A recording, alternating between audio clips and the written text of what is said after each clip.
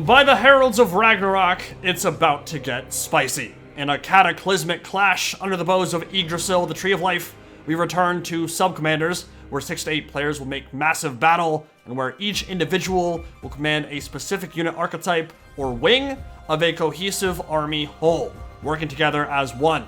Cathay, the Dark Elves, and the Greenskins have forged a cursed alliance against the High Elves, Vampire Pirates, and Kislev, with each faction controlling a subset of a much larger force, which means communication, positioning, and teamwork are going to be very important here, because these are huge battlefields. There are 12,000 men dying for glory, and if you don't band together, it is really easy for cracks to form, and those cracks can be exploited. And an exploited crack can turn into a flood. Now, we are in fact playing the Duke's Damnations, which is a complete and total overhaul of vanilla, and in this battle, your boy will be commanding the Dark Elves cavalry contingent, with Rakarth the Beast Lord and Brachus at the helm. If all goes well, by the end of this, we should be flaying, feasting, and wiggling sausages, just like Ramsay Bolton. Cold One Knights, Blades of the Tyrant, personal bodyguards of Malice Darkblade on loan to Rakarth, Dark Riders, and Doomfire Warlocks in ambush position, making up the majority of my mobile presence, although, as always, each player is allowed to bring some fodder chaff as well, just so there are actual numbers on the field. In the center, Pajad controls the Greenskins infantry led by Grimgor Ironhide, almost troll-sized here. He's a massive chap, backed by the Crimson Killers, and some Portuguese bean commands the Cathayan range troops and a handful of constructs, including the Green Guardian, who can reflect enemy missile fire. It's going to look like a dance of dragons may be imminent in this one, because on the other side, 2 Noblars in a trench coat is playing as the High Elves of Krace, with a Moondragon Princess at the helm, commanding the cavalry of the Azur. So High Elf Cavalry versus Dark Elf Cavalry. Pretty thematic. Dragon Princes and Shining Knights, one and all, supported by the range play from the Great Orthodoxy of Kislev and infantry of the Vampire Coast. Bloody Reaver Depth Guard, Griffin Bows, Ice Guard, tons of Kossars, and hordes of skeleton crew. The Duke commands the pirates of Sartosa with Aranus Assault Spite, Orion's Hope, Kislev, and Kostalton. Now, if you haven't seen these kinds of battles before, they're really interesting. They play out much differently than a standard 1v1 or even team game, because the armies aren't designed to function alone, right? You don't bring cav and archers and spears yourself and always protect yourself. You are forced to rely on the protection and communication of your teammates, from your teammates. A little bit more like a real battle scenario, and it can lead to some really crazy moments, especially when there are so many models on the field all at once, around 12,000 this time around. But because of those quirks, there's also some house rules we typically adhere to make things more fun and fair. So if you were wondering why, like, Vampire Coast, for example, isn't running guns and cannons here, that's because it's OP as shit, right? Insanely busted. Same with Skaven or Chaos Dwarfs. If you give certain factions certain roles, they will most of the time end up being impossible to deal with, because there's just so many extra bodies on the field to protect those devastating gun lines. If you imagine there's like 4 Dreadquake mortars and, I don't know, avalanche mortars on the field firing over the top of a bunch of fodder, it's going to be really hard for a lot of factions to deal with.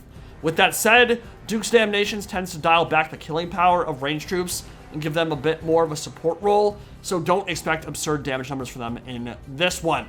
In the center, we're going to get a clash between the Vampire Coast infantry of Duke and a baiting Dark Elf army. Black Ark Corsairs and a few of those fodder troops are moving up. Remember, Dark Elves are the cavalry contingent here.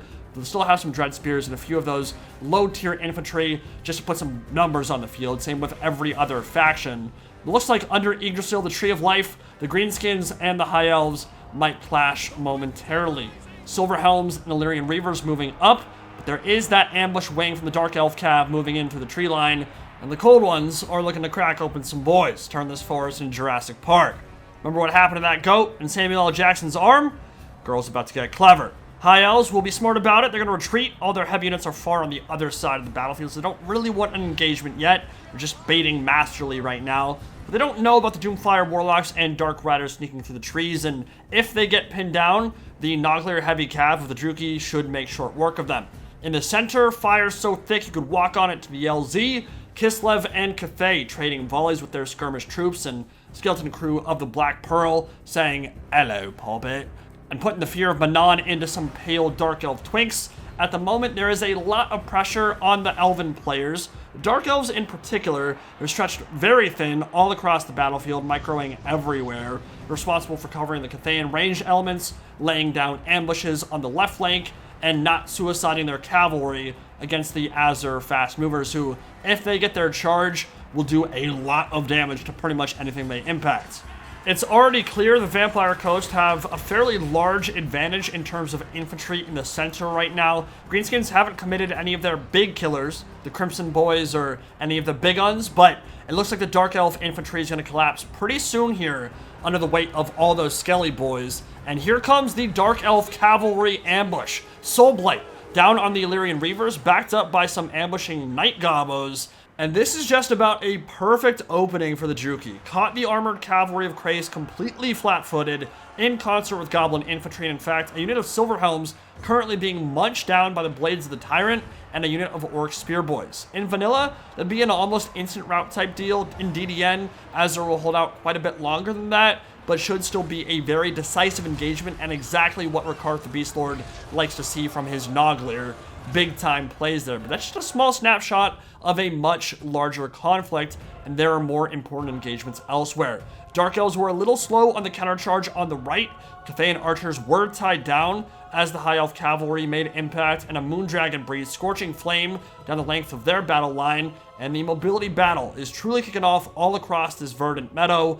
Doomfire Warlocks blessing their enemies with Eldritch Blast from the deep waters of Lake Minnetonka.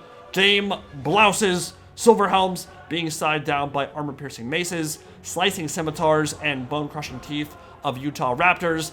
And then we've got some brain bursters coming in from the Greenskin Shaman, which Grimgore's not the biggest fan of, obviously. More of a Cornate Greenskin. He likes the smell of blood in CQB, but sometimes you gotta utilize those magics, and it is pushing back the center for the Vampire Coast. Put it into slow motion here for a second to get a better picture of how things are developing. Yeah, that Orc Spearboy and Blades of the Tyrant combo on those Silverhelms really doing quite a number on them. Got a rear charge in on some Spearmen in the tree line. Another good charge from the Dark Riders into Silverhelms. In fact, they got their charge bonus off, while the Silverhelms did not. We're seeing more cavalry break off. It means the Dark Elves are taking a commanding lead over on that side, at least for the moment. Little Grom has been targeting the Crane Gunners. You can see multiple of them on top of that hill behind the Chill of Sontar, taking a lot of damage down past half HP. And a really important cavalry engagement and dragon battle coming in now. Starting to look like House of the Dragon, Targaryen Civil War. Noglir going up against Dragon Princes of Kalador. That should be a really interesting fight. Chill of Sontar is not committed yet. Looks like Wa has activated for the first time for Pajad. Doesn't have a ton of infantry committed in the center. It seems like a lot of it is actually on the flanks helping the cavalry. And while that's certainly paying dividends in the mounted battle, it may leave their center unprepared for the sheer amount of pressure the Coast and Kislev are exerting there. Huge counterpunch from the Azure. Warlions of Krace caught out some overzealous Doomfire Warlocks who are looking to steal souls. They'll be punished dearly for their Slaneshi ways. I'd say the Lions would eat good there, but if you've seen those Warlock steeds, those emaciated, famished, rail-thin horses, not a lot of meat on their bones. They've seen better days. Not going to be eating all that good on the lines, but really important for them to take out an isolated and dangerous cavalry unit that could have caused tons of problems in a late-game scenario. Lil Grom getting shot up by the Cathayan gunpowder. It will have to retreat. In fact, Buyer Blood passive has activated. Not sure it's going to die there. And if it stays alive, it'll still be at full effectiveness. As long as it has a couple HP and it's not routing, it can shoot the same way. But the Chill of Sontar, Hail Hydra, getting in there with some big-time breath attacks and munching its way through Kossars and this Kislevite infantry. Most of the skeleton crew have probably been side down and crumbled out by this point. Grimgore's Crimson Killers are still waiting in reserve, I believe. The Greenskins have committed the majority of their infantry force now alongside the Dread Spears, Black Ark Corsairs that were in the front ranks who are mostly dead at this point, and the Chill of Sontar going in to maybe cause some terror routes. Moondragon looking for another breath attack. In fact, this time it's actually the Black Dragon. It's Brachus unleashing some corrosive sulfuric breath. Didn't do crazy damage there, I don't think. And you can see a lot of the Cathayan archers are tied down by the High Elf mobility. So Cold Ones have to counterpunch here. They're going straight in and fighting alongside Rakarth the Beast Lord at the edge of that tree line. This could decide the battle right here and now. The winner of this engagement, if it's decisive anyway, could consolidate their forces and make a push into the enemy's back line with all their mobile elements and maybe just wrap up an entire flank or kill off all the ranged troops. And the Dark Elves, for their part, are playing very defensive because their Blades of the Tyrant are over on the other flank alongside the Greenskins, and they're going up against Dragon Princes. Yuan Bo just dropped a Commodore Cassandora, did some good damage to some ranged troops in the enemy back line. High Elves probably have an advantage over where Rakarth is. Their sword and board infantry and those Dragon Prince elite pouring into the gaps and tying up the Cathayan range contingent who are not firing. Wah activated for the second time, and Grimgor's just looking for something to slaughter with Gitsnik and his big ol' axe. Let's take a look at this cavalry fight. The Fireborn should have a massive advantage against these Cold One Knights. They would need the help of Rakarth the Beast Lord if they wanted to turn that fight in their favor from the Dark Elf perspective anyway. Rakarth is doing a lot of damage to the Dragon Princes, but has to be super careful. If he plunges too deep there, then the Moon Dragon could potentially prey on him. And Selyak's Lullaby and Da's Song of Winter Sunlight have activated for Kislev and the Supreme Patriarch of the Grand Orthodoxy. High Elf Spears and Streltsy charging in with their Bardishes. Crimson Killers are in there alongside the Green Guardian, a Jade Terracotta Sentinel of epic proportions. Remember, if they try to focus it down, it would be able to reflect missile fire, so not a easy beast to bring down by any stretch of the imagination. Black Orc should do a lot of killing here, especially alongside this very fearsome single entity monster for Cathay. But 9 minutes in, we are essentially deadlocked. There hasn't been crazy headway made by either side. There have been important engagements and certainly some won fights here or there, but it hasn't really snowballed into anything for either side. The balance of power is still basically dead even. Cavalry fight might be a wash over on this side. I'm not quite sure yet. Fireborn and Dragon Princes are still alive, as is the Moon Dragon and Rakarth the Beast Lord on his Black Dragon Brachus. Melee fight in the center also looking relatively even, although some elites like the Bloody Reaver Depth Guard have not truly been committed in any meaningful way yet, so that could potentially turn the tide for Kislev and the Vampire Coast. And certainly while the Dark Elf Cavalry did very well on this side, the Blades of the Tyrants are having a field day with the Silver Helms and War Lions on this side. It is not a complete slaughter, and they have not pushed into the center to put pressure on those archers and other ranged troops of Kislev. Moondragon and the Princess sitting on high, blowing them down with her bow and going in to potentially take out some of those Crane gunners. But Yuan Bo, the Jade Dragon, ensuring that will not happen. Chill of Sonsar just hit the skeleton crew with a big ol' breath attack. Sub-zero temperatures, freezing their scaly boy buttholes, their bare butts and backs. But the Druki Elite Heavy Cav has won the fight. Perhaps not as convincingly as they might have liked, but Rakarth the Beast Lord is leading a Cold One contingent out onto the open plain now, and could potentially put some pressure on the Kislev rear if they so choose. The High Elf Cavalry on this side has been essentially obliterated. There may be a few Fireborn remaining, but the rest of the Dragon Princes are gone. Another Uranus Thunderbolt or Commodore Cassandora raining down from Yuan Bo. Moondragon moving all the way from the Dark Elf right flank to the Dark Elf left, and Silver Helms being finished off under Yggdrasil, the Tree of Life, side down by those extremely powerful armor-piercing Noglir.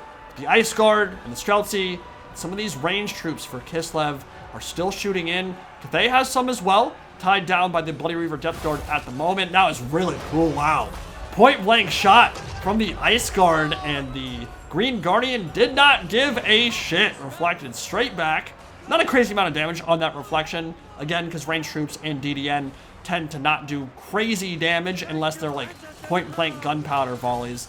But yeah, these peasant bowmen are about to get taken to Pound Town by the Bloody Reavers. They've got armor-piercing halberds. They are a right nasty piece of work. And I think the Vampire Coast have the infantry advantage now, because those Black Orcs, who are over 200 kills, are on their last legs, while the Bloody Reavers are looking quite healthy. And in fact, Kislev getting some point-blank Streltsy volleys in. This is what I'm talking about. Now you're going to start seeing them get actual kills here. Lot of heads being blown off by those Bardiche rifle combos. Yeah, getting shot by a musket at point-blank ranges is not a fun thing at all. They're dead. And Yuan Bo is under a tremendous amount of pressure right now. He is in his regular Lord form, not in Dragon form at the moment. His Executioner Blade ripping through these dredged vampire crew. Problem for them right now is that a lot of these crossbows are in danger of being overrun, and if the Dark Elves don't get their asses moving and finish up these flank fights, get their cavalry consolidated and back into the center, then they may find themselves completely overrun and without any support whatsoever. And as we well know in Total War, this is not Attila anymore. It's not Medieval 2. Cavalry without support, just straight up, doesn't do a whole lot. 2,100 men remaining for the Greenskins Alliance and about 2,300 men remaining or so for the Kislevite Alliance. Dark Elves are cleaning up with the Chill of Sontar. They have won the right flank and they won the left. But the center is not going nearly as well, and it's not going to be an easy thing to get rid of these Ice Guard or Streltsy with the somewhat minimal amount of cavalry that they have remaining. They're going to have to work alongside Ricard the Beast Lord to get some big-time work done. Breath Attack arcing its way through the tree line. Looks like the woods provided them with a decent amount of cover. Not a whole lot of carnage unleashed in that particular noxious fume. But here comes some depth guard, and they are isolated. This is what you want to see from the cavalry whenever an elite infantry unit, whether it be halberd or not, is not supported by the rest of the army. You want to try to go after. They're thinking the same thing over on this side with the Bloody Reaver deck guard. But they popped in rage, and they have Von Hall's Danse Macabre, which makes them just completely terrifying for the mounted forces of the Dark Elves. They want no part of that action boss. They will retreat into the tree line and maybe rest for a minute or two, get their bearings, and just kind of catch their breath. They're exhausted after all the fighting they've done. All hands on deck. Activated on those Griffin bows. Elite armored bows for Kislev that are obviously not in vanilla. And the Wolfhearts are chasing after the Dark Elf cavalry contingent, who are moving towards the edge of the map and really need to be very careful about how they pick and choose engagements from this point on, because as this battle gets later and later and the numbers are thinned, losing any of your remaining cavalry could be the difference in winning or losing. So they're going to be very cautious about where they pick and choose their fights and only go for the things they know they can kill, because they do have free reign now. Essentially, oh, that Chill of Sontar breath attack could have been so good. It was all right, but the hill kind of blocked a decent chunk of that attack. Instead of ripping the heart out of their formation, kind of harmlessly glanced off the top of it, killed a few, but nothing crazy. And a net from Araness Assault Spite, the Spearfisher's net, slowing down the Dread Knights. Syrenes, who have been fighting in the woods for the last 10 minutes or so, now surrounding Yuan Bo. And the Fireborn have returned in an engagement right next to them, killing off some Cathayan range troops as well. And they're back up to 1,200 HP. They were at 700 last time we saw them at 10 models. They got 500 HP or so. It might have been healed by, I don't know. I think Invocation of the Heck actually does work on living troops in this mod. I could be wrong. It's either that or a regrowth or Celiax Lullaby or something. We'll keep an eye on that, but it's clear they're committing a lot of, yeah, Invocation of the Heck does work on the Fireborn. Weird. That could be game-changing, because they were essentially out of the fight, and now they're getting burst healed for like 1,000 health, 500 per pop. Enrage still active on the Bloody Reavers. Grimgore and the rest of the Greenskins, the Green Guardian, the Chill of Sontar, everything are going in and trying to finish off this elite halberd unit before it gets any more support, and they might just have the ability to do so. Greenskins have consolidated their forces, their infantry, the Shaman, Grimgore, Ironhide, all of it on that hilltop, and look like they're gearing up to make their last stand with the Dark Elf cavalry nearby. Now they have some opportunities to finish off these isolated infantry in the Greenskins backfield, but now the Kislev Cav, Light Cavalry, and the Moondragon are looking like they're gearing up to prevent any kind of play on these dredge. So we got a really interesting secondary or tertiary cavalry fight developing right now, and everything is around Yuan Bo and Grimgore Ironhide at the crest of that hill.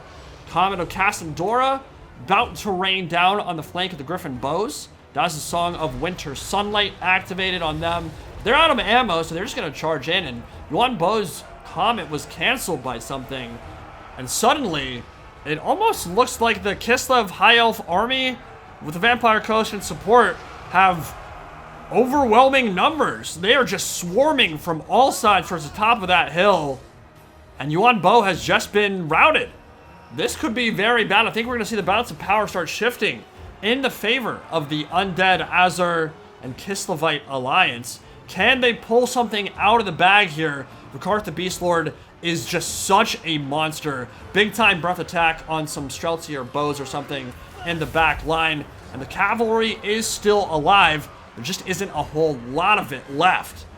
Cold One Knights, Dread Knights, and the Blades of the Tyrant swarming to Brachus and fully surrounding Kastaltin, who, as you all well know, can be one of the tankiest lords in the freaking trilogy. It can be so difficult to finish him off when he is low. He is Rasputin. He will not die sometimes. Yuan Bo has returned, dropping Uranus Thunderbolt. Cavalry forced to retreat. They want to overcommit against Kastaltin here. Big time breath attack from the Chill of Sontar. But again, the geography, topography, what have you, still playing some impact here in terms of how many kills those breath attacks are getting. Some of it harmlessly arcing over the top. Comet of Cassandora landing, and a lot of that infantry is dying in and around that Chill of Sontar, while the Dark Elf Cav continues to prey on these isolated troops on the flank.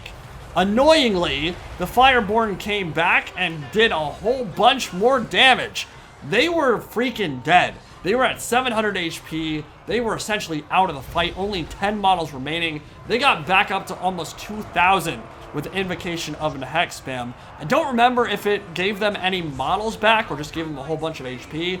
They ended up doing even more damage there in the late game. And that hurt because the Fireborn actually managed to survive that tertiary cav fight and routed off the rest of the Dread Knights on that side. And now things are beginning to look a little bit bleak. Grimgor and Gitsnik towering above those Dervishers and Kislev light cavalry. Rakarth circling overhead, potentially looking for another big-time breath attack, and in fact, that is what he's going to do. Let it rip in the center, while the rest of the Cold One Knights and Dread Knights are driven to the edges of the map by the High Elf Cavalry, the remnants of them, and some Vampire Coast infantry.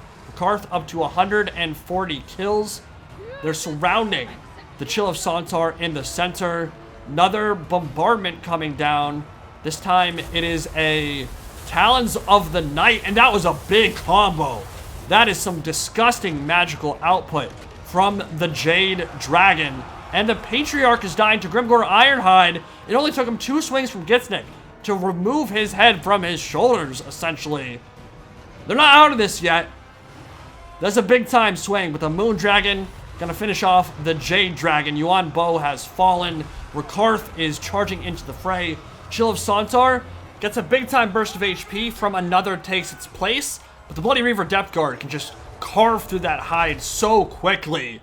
And the Black Dragon is forced to commit here, but really wants to take out that Moon Dragon. If the Princess is slain, there could be some chain routing that makes things interesting in the late game. I would say the High Elves, Vampire Coast, and Kislev have a commanding lead right now, but it is not over. We have seen comebacks from much worse scenarios than this one. And Pirate Deckhands hit by the Cold One Dread Knights, the Blades of the Tyrant, 200 kills. They've done so much work this battle. Can they make one final push to turn the tide? 21 minutes in, we've got a dragon duel. There's nowhere left to run. It's Vagar and Melees going at it, tooth and claw. Who's gonna stick in there? Who's gonna pull this one out? Princess and a Moon Dragon may be powerful, but they cannot hold a candle to the Beast Lord. Ramsay Bolton putting it down one final time, and the Moon Dragon will fall, collapsing from the sky. Princess plummeting to the earth below. Moon Dragon in an undignified heap, covered in crimson ichor. And it's game blouses for that extremely important elite infantry or elite unit for the High Elves. But Grimgor's about to die. One final breath attack. Army losses likely about to kick in as Grimgor falls. And while I say army losses, there's actually no army losses in DDN, I don't think. He's one of the people that, alongside me, really don't like that mechanic at all, so we get to play this one out, which is pretty nice. There's probably some, like, little morale penalty, but it's not like an automatic, just your entire army just runs away for no apparent reason, which is good. Chiller Centaur is being chased off the map, but I think it will return and might be able to further impact the battle. Ricard the Beast Lord making his final stand on Brackus. He's about 1 HP or so. Aranessa likely going to strike the killing blow, if not the Bloody Reaver Deck Guard. And yes, Ricard is out of the picture now too. So are his Blades of the Tyrant. And 22 minutes in, while there are technically 280 models remaining on the Dark Elf side, they are all running for the hills at this point, and that is going to be your battle. We'll double fast forward it. Really exciting one, and an epic last stand there at the crest of that hill as Grimgor and Ricard found themselves utterly surrounded. It was surprising how many infantry were remaining for the Kislev High Elf and Vampire Coast army there in the late game. It felt like they were winning a lot of important engagements, but just the bodies kept coming. And actually, this is going to be a really cool last stand. Crimson Killers fighting some dick hands, and I mean, they just tower over the opposition. They'll carve them a new butthole. Von Hall's Danse Macabre activated to give them a little bit extra punch in the fight, and then, well, Crimson Killers didn't do quite as well there as I thought. They're gone. That's going to be it. Pyrrhic victory indeed. Both sides in tatters. But yeah, that was such a cool last stand for Grimgor up top on that hill. And then the Black Dragon duel at the end there was awesome. So if we're looking at stats and kills, big time losses on both sides, over 10,000 dead. Huge impact from Ricard, almost 4,000 value on him.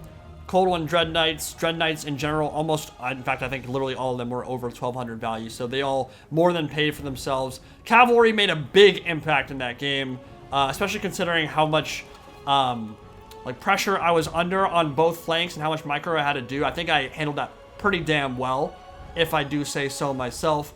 It was not flawless. I don't think I let Cathay down, but I did allow some of the archers to get tied down in a way that was certainly not beneficial for the team. So the beginnings of that engagement on the right flank, I think, could have been handled a little bit better. But of course, I was microing a million different places at once and had a lot of fast movers that I had to keep an eye on. So I think I did all right, all things considered. Pajad and Portuguese Bean both did quite well. Pajad did a great job with the reinforcements with his Greenskins infantry, especially in that ambush and holding down the center. And then Portuguese Bean with the focused fire on his ranged troops certainly did quite a number on the Vampire Coast infantry, who lost tons of Skelly boys, but Duke kept coming with all those bodies, and the Skeleton Crew and the Dredged, especially in the late game, were a big problem. Streltsy, Kislevite bows, and Kastalton, not crazy value on any of them, I don't think, but again, he was more of a support player this game, and I think Orion's Hope did really well on the Kislev range side. And then we had two Noblars in a trench coat with the heavy cavalry and mobility of Krace. And while I do think I won the cavalry engagement, you saw he still had stuff in the late game. And I think the Invocation to Heck, especially, keeping the Fireborn alive was a big deal because they ended up killing off some Dread Knights that I really wanted to have in that late game scenario, and the Moondragon got 3,000 value. So well played to all players there. Not a lot of crazy mistakes on either side, and some really nice plays, really fun engagements, and a pretty exciting battle overall. Hope you all enjoyed it. See you next time.